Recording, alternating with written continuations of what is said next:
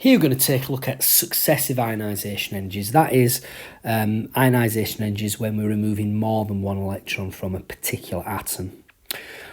These successive ionisation energies, the pattern of the graph gives us evidence for principal energy levels.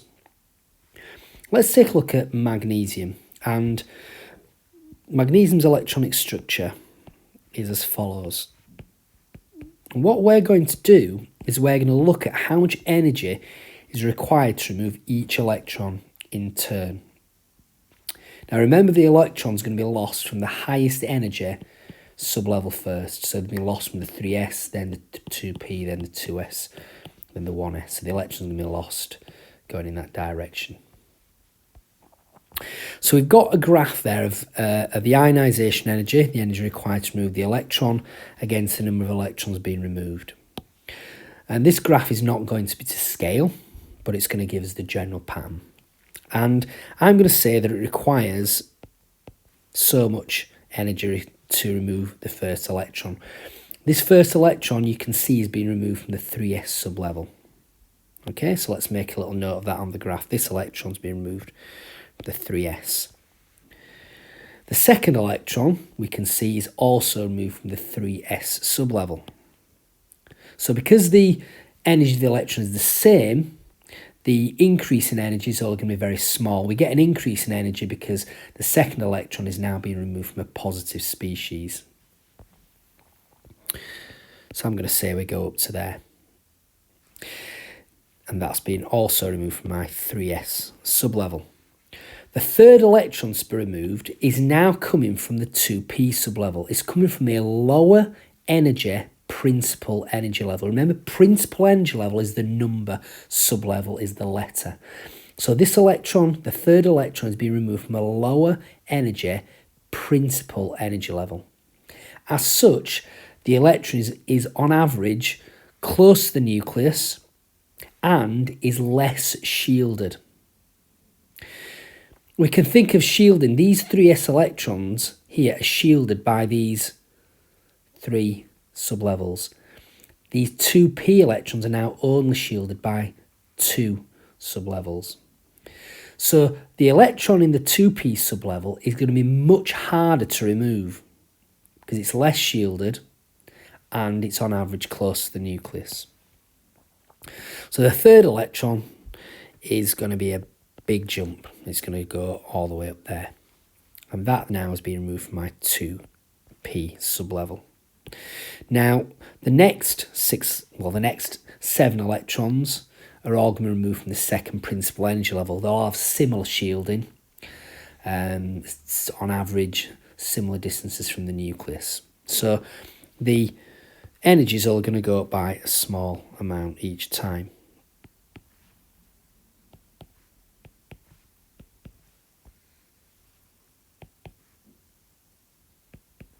And we then get to the 11th electron. So these are all my 2p electrons. I've got 6 of them. And these are my 2s electrons. My 11th electron is now removed from a 1s sublevel, from a lower energy principal energy level. We're going from the 2 to the 1. And again, as such, you're going to get a big increase in ionisation energy. We're going to go up to there. And that now is because it's removed from the 1s. The 12th electron is also removed from the 1s. So again, we'll only get a small jump in ionisation energy. Okay, so that will be my graph. And we'll just draw a line through these points.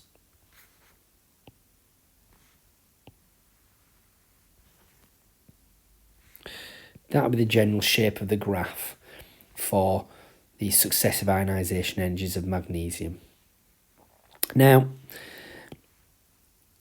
these increases here, the increases there, what you need to say, if you're asked this in an exam, is you get an increase here as the electron is removed from a more positive species.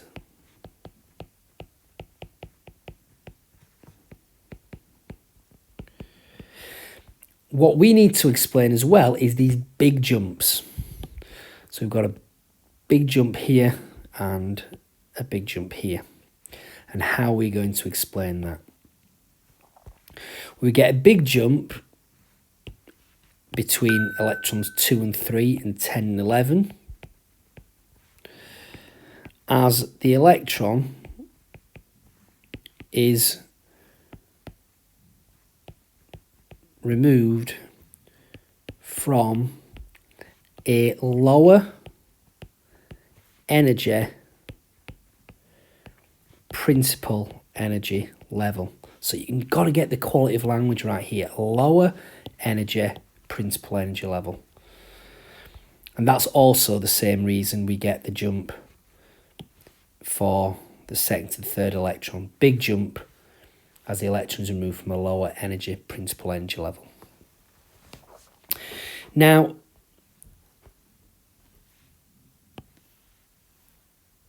one sort of exam question you could get is by giving a data in a table like this where you've got successive ionisation energies. A common question is to ask what group in the periodic table this element be in. And this is the rule of thumb you've got to remember. The number of electrons before the big jump is equal to the group number the element is in. So we can see here in the example of magnesium, there are 2 electrons removed before the big jump. And that's why magnesium's in group 2. 2 electrons before the big jump. Now, you can see here, in this example, where is the big jump. And I'm hoping that we can see that there is a big jump here, between 3 and 4. And you can see there are 3 electrons removed before the big jump. So this element is actually aluminium.